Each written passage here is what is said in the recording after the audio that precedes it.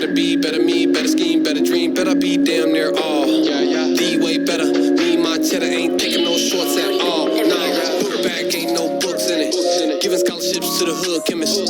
War wounds looking like a good blemish. I'ma go hard till the shit finish. Won't work your jobs, won't buy your dreams. That's me and my entire team. We hiring and firing. My circle, my entire ring.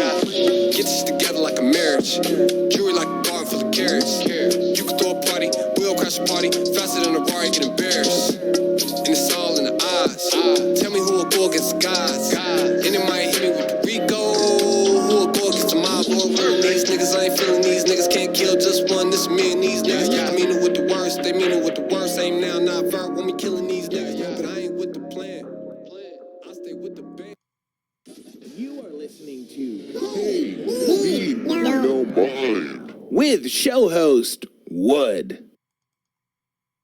Peace. You know what it is. It's your man SKYZOO Skyzoo live from the borough, and this is the Pay Me No Mind podcast.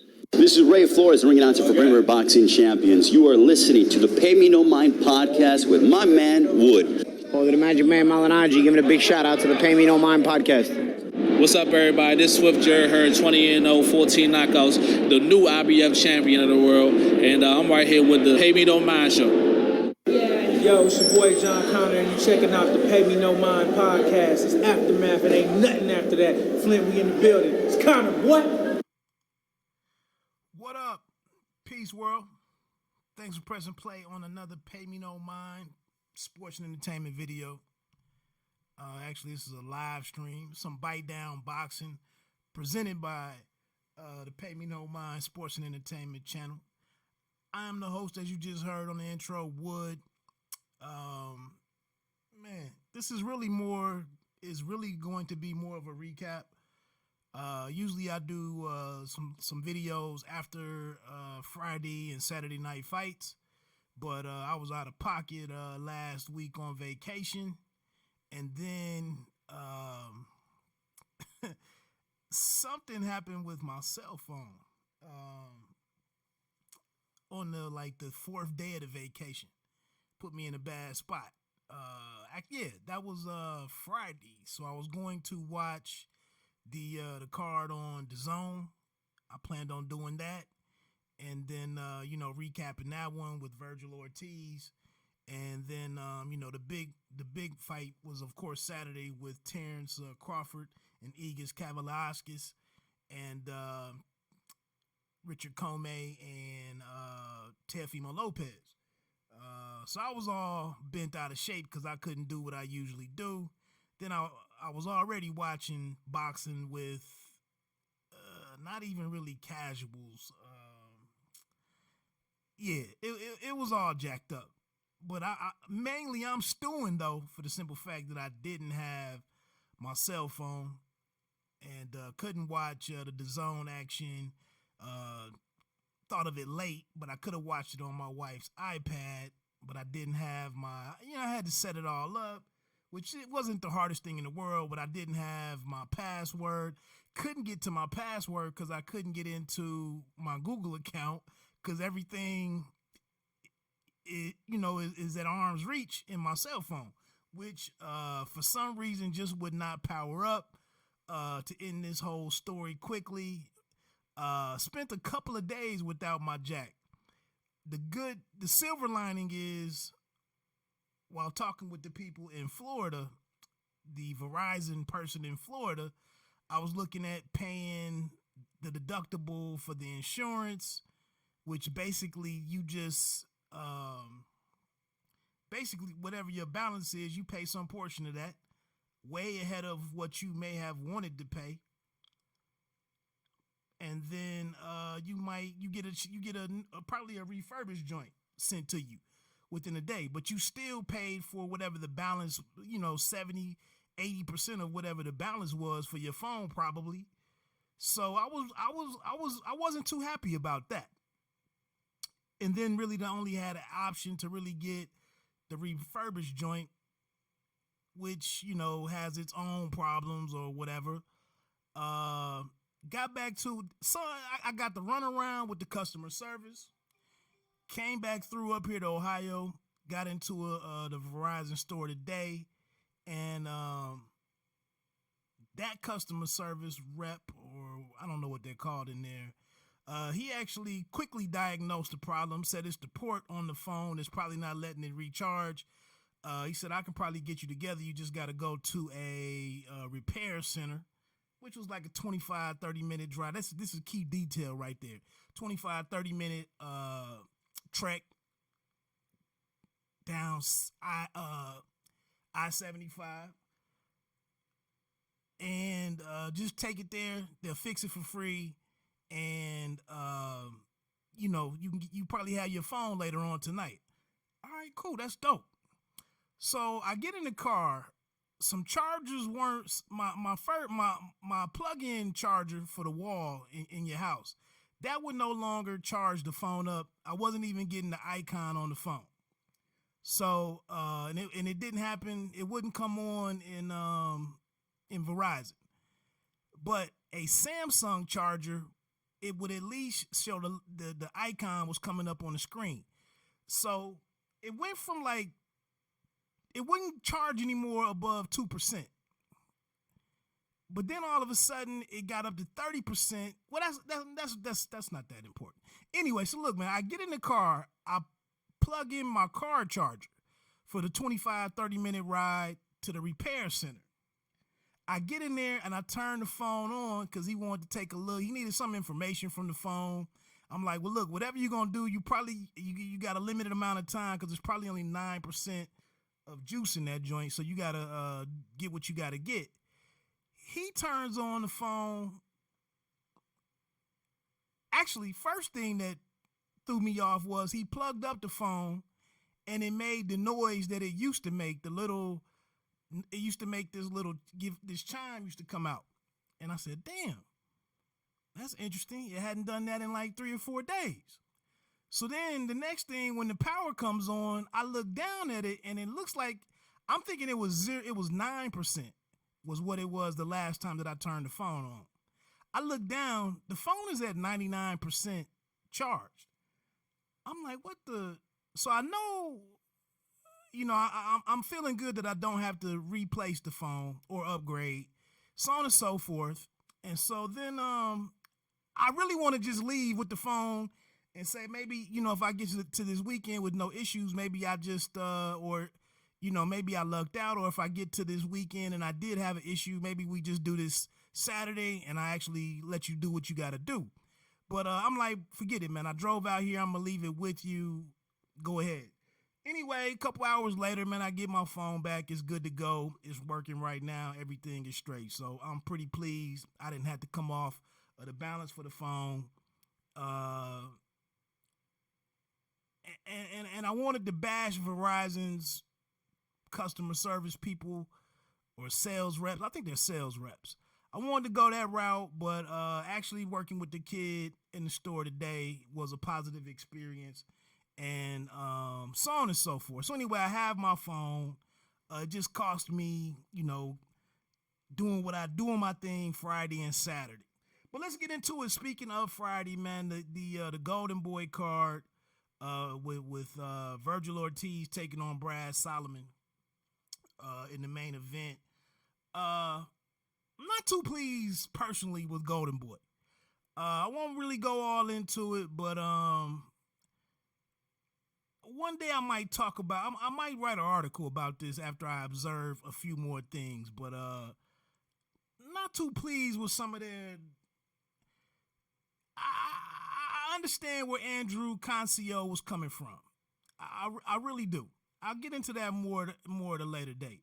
But anyway, man, I was excited to see Virgil Ortiz, have another fight to close out the year. Want to see the kid more at welterweight. I think this being his second fight officially up at welterweight, 147 pounds. Interestingly, I think he had to do a second weigh-in. Came in originally, I think, at 148. Like I said, I was on vacation. My news may have been a little sketchy, but I think he came in at the 148. Obviously, he did go back and made weight.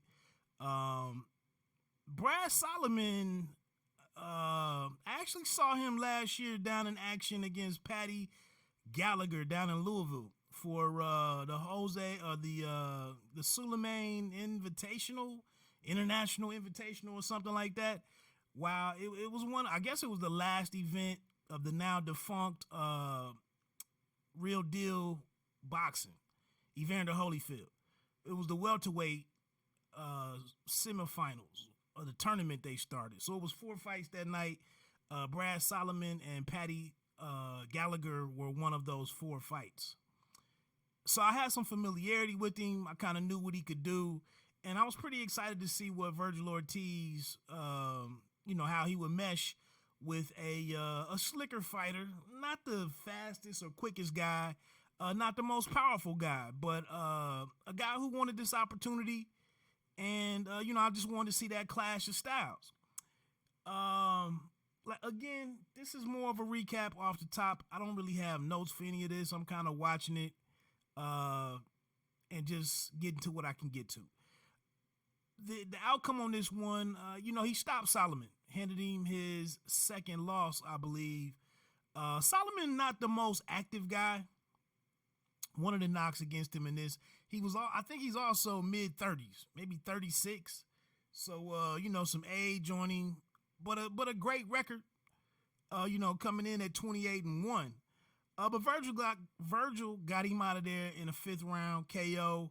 Solomon did some things, he moved around a bit, feinted, gave him a nice professional look, professional defense. He was mindful of his spacing. He hit Virgil Ortiz with a good body shot. I don't think he really tested him in his chin, or tested his chin a whole lot. If you were looking for that to see how, Ortiz might fare against some of the more elite fighters and when they start touching him. But, he stood his ground in some spots. The main thing was that they went some rounds. Virgil Ortiz retains his WBA gold belt. Solomon was down in the 4th round, twice in the 5th round. They waved it off. His face was pretty red, I think, from like the second half of the 2nd round, 3rd round and whatnot. I think Virgil Ortiz started catching him with some flush shots. Just a good outing for Ortiz. I don't remember everything that he said in the post-fight interview, but I think he was humble once again, said he had some work to do, had to continue to get better. Was pretty happy with his performance and a victory over a guy like Solomon. Like I said, it was an enjoyable fight, man. Like I said, we didn't get to see Ortiz's chin really touched. And I'll get to why that's an issue. I mean, why that's a concern for me. With who was that? Eric Gomez, I think is his last name. One of the suits for Golden Boy was on the Ak and Barak show earlier today and let the cat out the bag with who Ortiz Jr. really wants to fight as he gets to the championship level. A guy he would really like to run down. But it was a good win, man. I thought, when he really sat down on his shots there in the 4th and 5th round, the punching power is still there. I believe that's 14 wins, 14 KOs. I could open this up. I got box rec open, but just a good fight, man. Good to see him get another fight in, set up something, first quarter of 2020 and keep it moving. I did not get to watch the Beck the Bully Melakuziev fight against Von Alexander just yet. Very interesting that Beck the Bully, he's a slower guy, a thicker guy, kind of looking to very to the point, very direct to the point. Von Alexander ended up dropping that one by unanimous decision. That was his 19th fight. Beck the Bully, only his 4th fight. That fight was at super middleweight. So I got to go back and check that one out. I also didn't get to watch the Alberto Machado fight. Interesting to see him back so quick. Up though, making his debut at lightweight, gets a second round stoppage over Luis Porozo. I gotta go back and check that one out. I'm not gonna go through all of these. I didn't really realize that Luis Feliciano was on this card. He won his fight. Bohachuk was on there. He got a KO win. I'm gonna go back and check that one out, in its entirety on the DAZN, on the DAZN app. Moving on. Like I said, man, this is more of just the normal recaps I do. Let's get into the Saturday night Bud Crawford headline card. Let's start with the opener. I didn't get to see, because my phone wasn't on, I didn't get to see any of the the ESPN Plus action. I did see that prospect, Edgar Berlanga, standout prospect, super middleweight KO artist Edgar Berlanga continued his streak of first round knockouts against a guy coming in with 18 total fights. So I look forward to checking that one out. I'm going to jump, I think Julian Rodriguez, some Manuel Mendez. I got to go back and check that one out. But let's jump into it, man, with the Mick Conlan against Vladimir Nikitin. I didn't really pay attention to this one too closely. I kind of just watched it, had a couple of beverages, and just was just taking it in.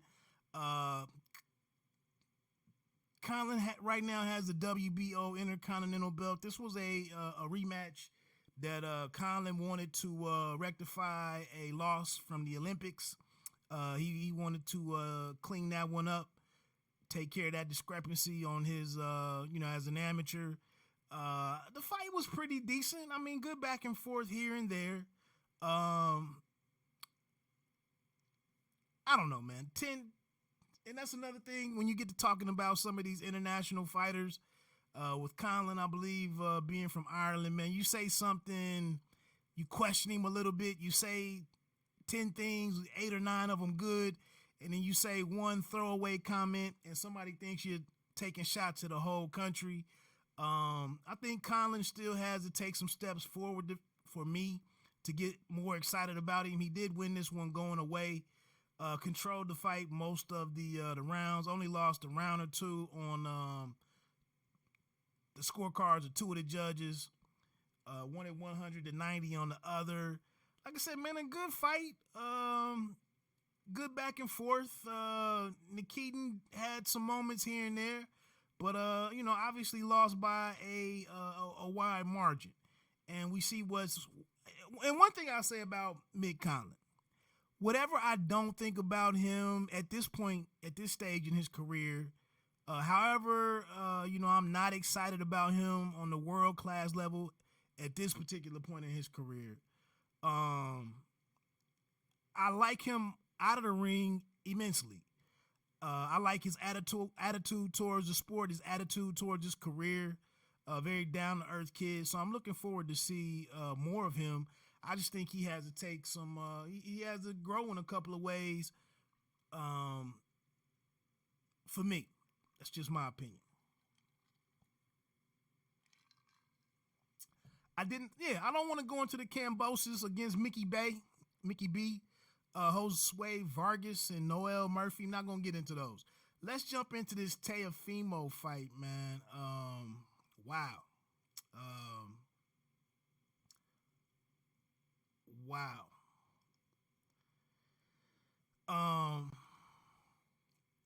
I wasn't expecting that, man. I really wasn't expecting that from the kid. Second round stoppage, left no questions about anything. The only question is, is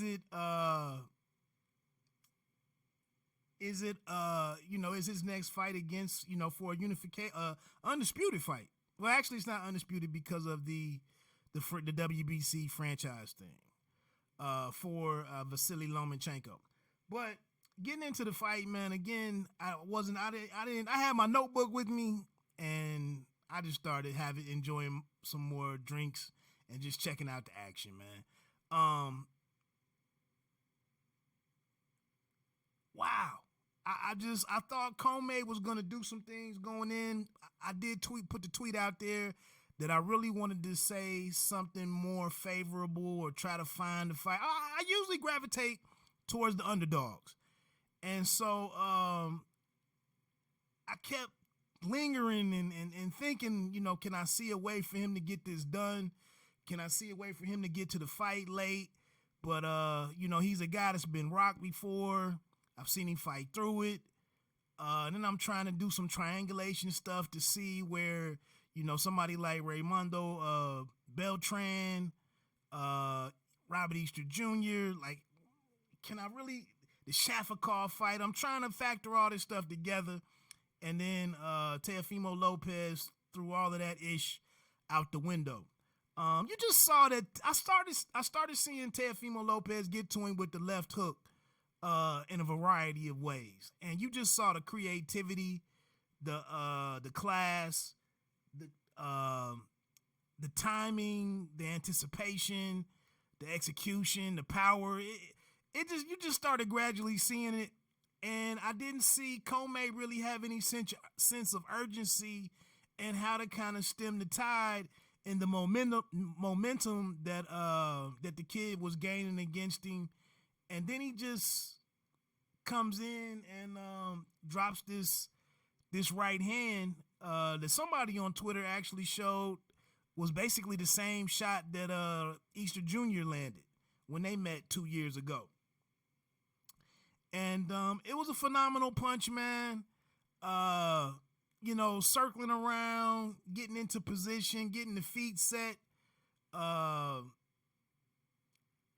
just getting everything in order to deliver the shot, man.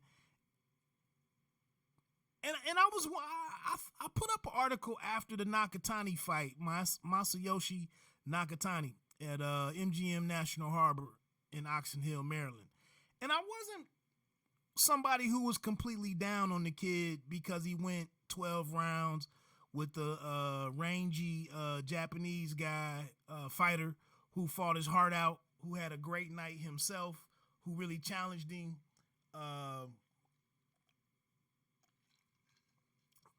I really just didn't see that as I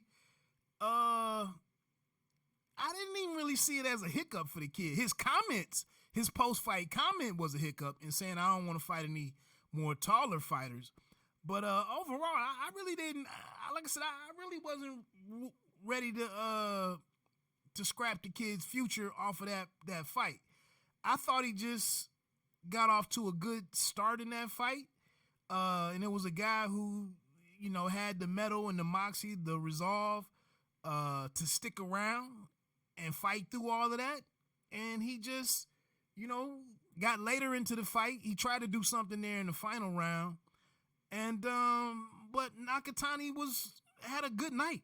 But again, I really wasn't ready to abandon the whole takeover campaign. And but to see him come in Saturday night, man, and just destroy Commey in the fashion that he did, wow.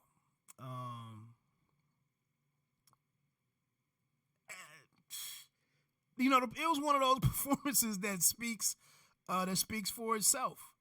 Phenomenal job, him getting becoming a world champion in 15 fights. An opportunity to become, a champion and undisputed champion in 16 fights. With them targeting August, I believe is what we're looking at for him and Vasily Lomachenko. Looking at Lomachenko right there on that image, man, they do look. Lomachenko looks like an eyelash or two taller than the kid. I don't know, man. That's just gonna be an excellent fight.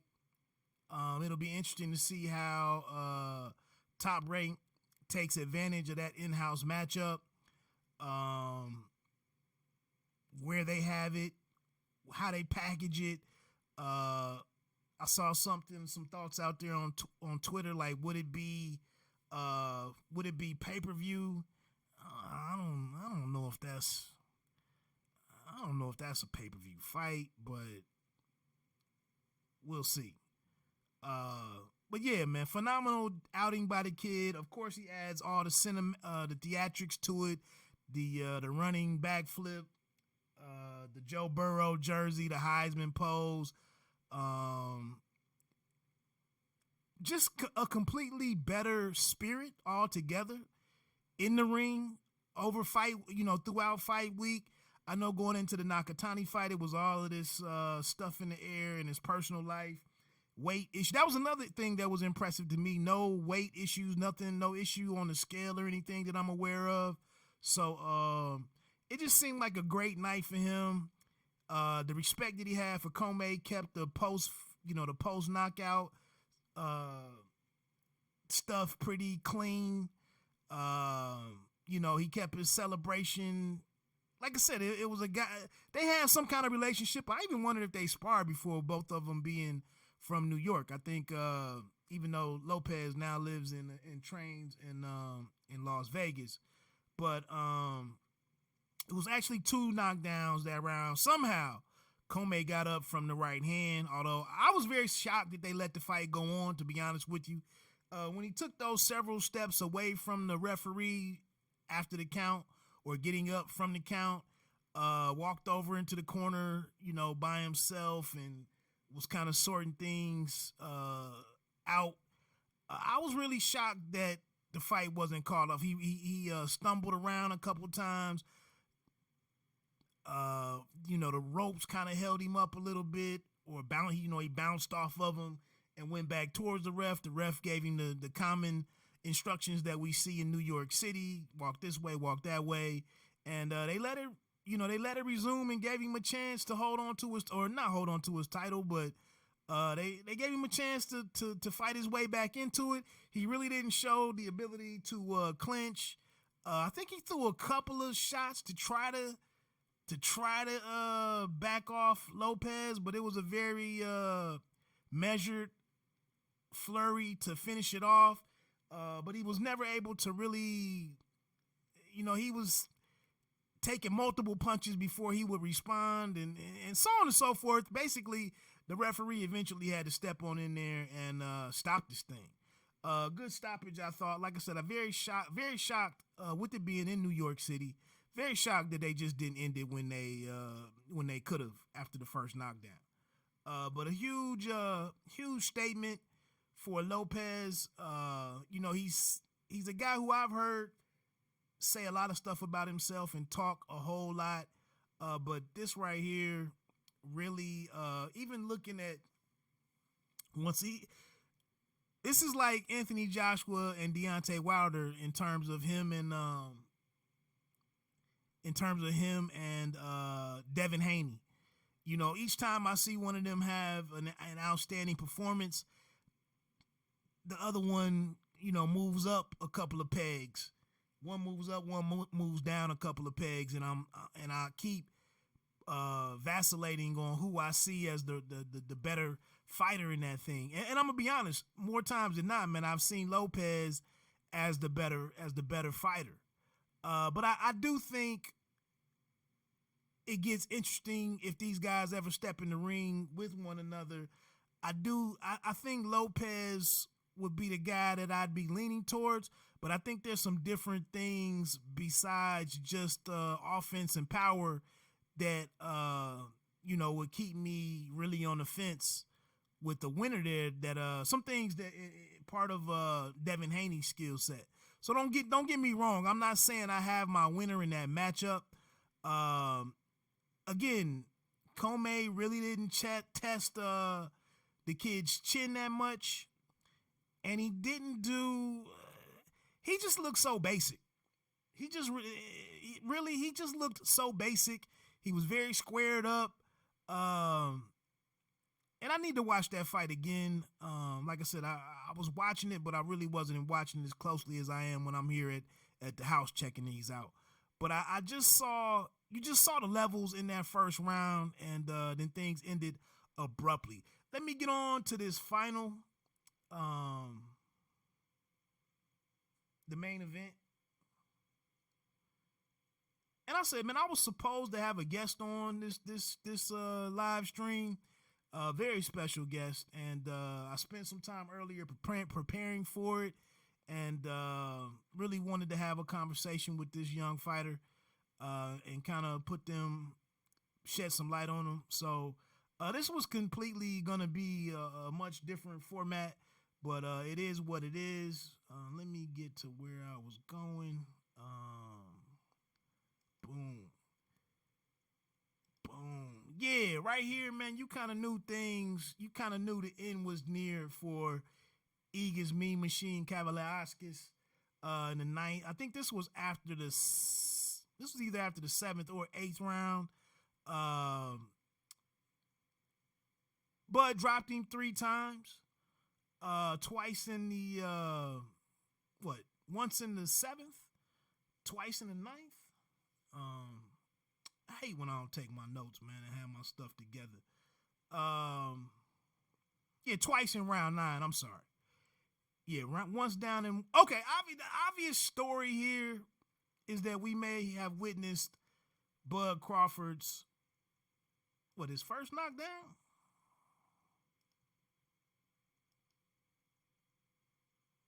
Man, I thought I had a different picture. There we go.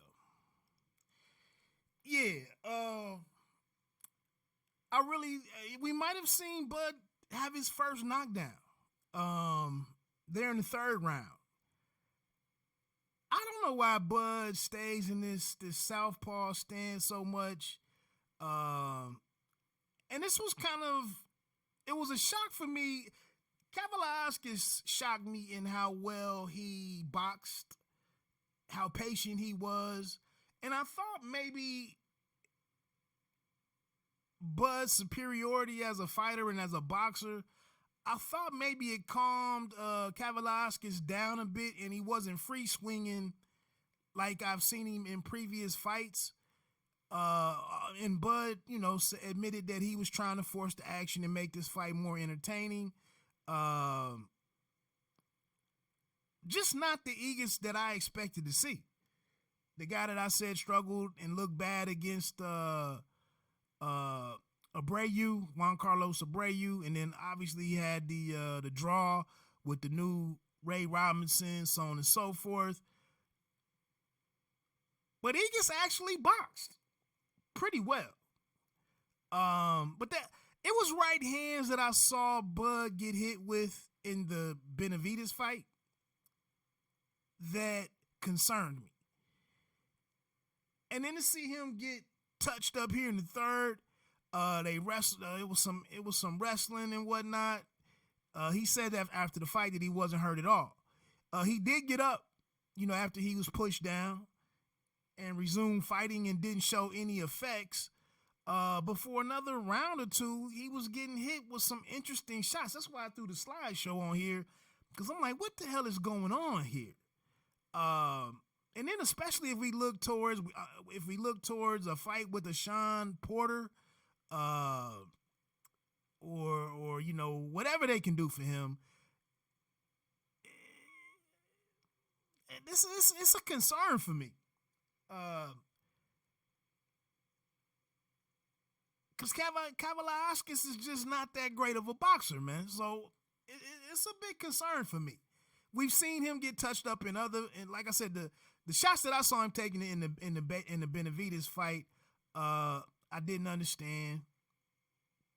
But he got the stoppage in the 11th or 12th round. Maybe it was the 12th round. And then some of those shots went away maybe after the 7th or 8th round. He made some adjustments, so on and so forth. In this fight, he just really started trying to really bully Kavaliauskas, make a statement. I think he did mix it up and make the fight exciting. But some of the lack of head movement, being squared up at times, in my opinion, not switching out of the southpaw stance when it really wasn't working to his advantage.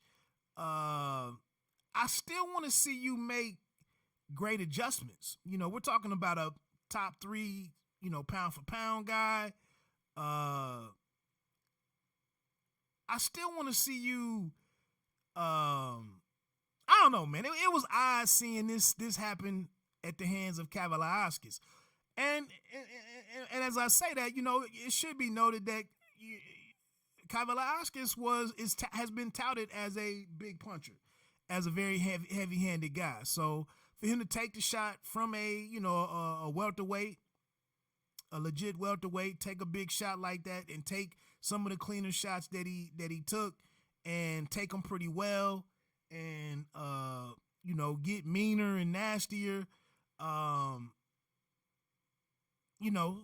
It bodes well for what we could see if any of these elite fights ever get made, or fights against elite competition or bigger names ever gets made.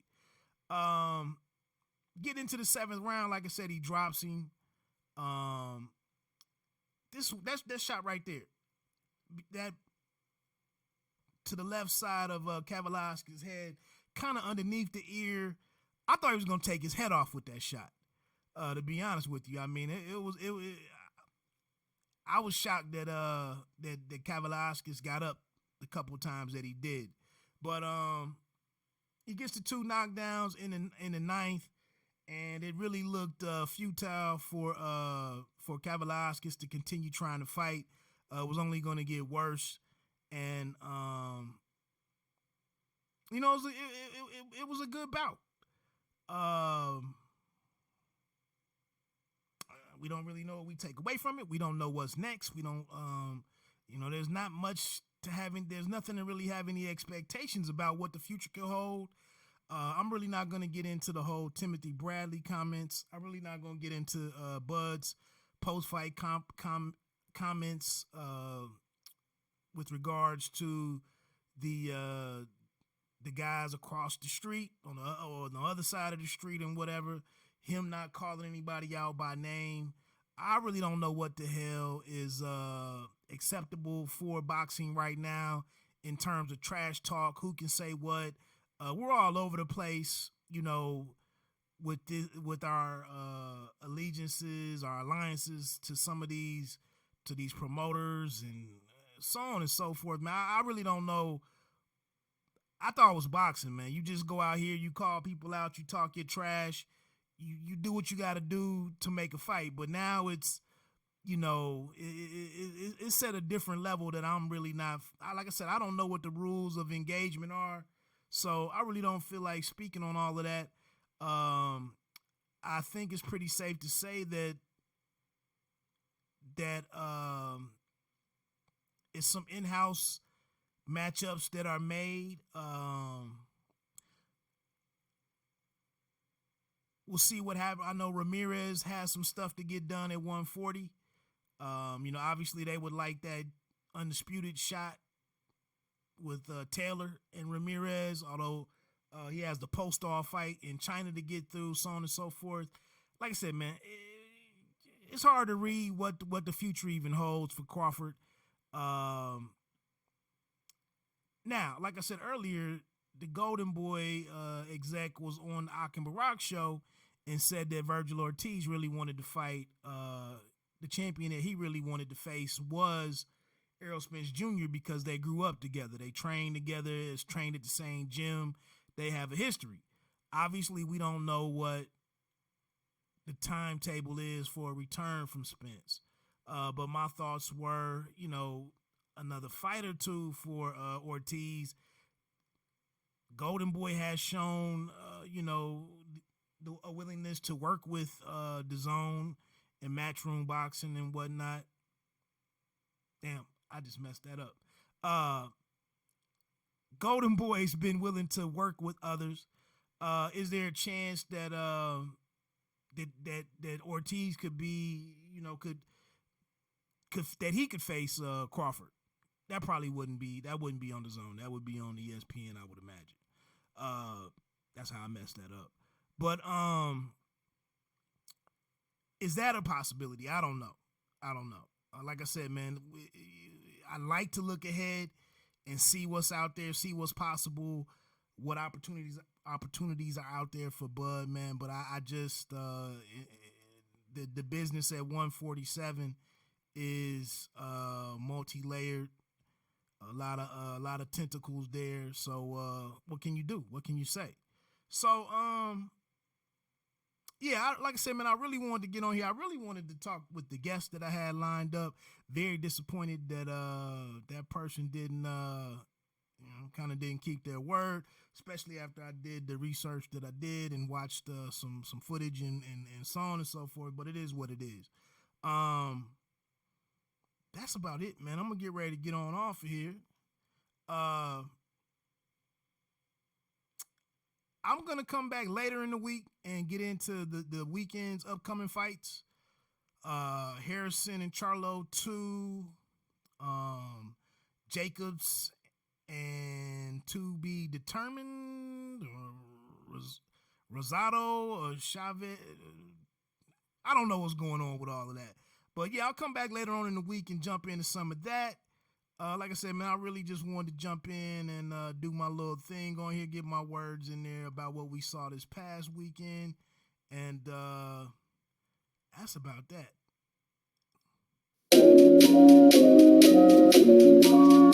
Okay.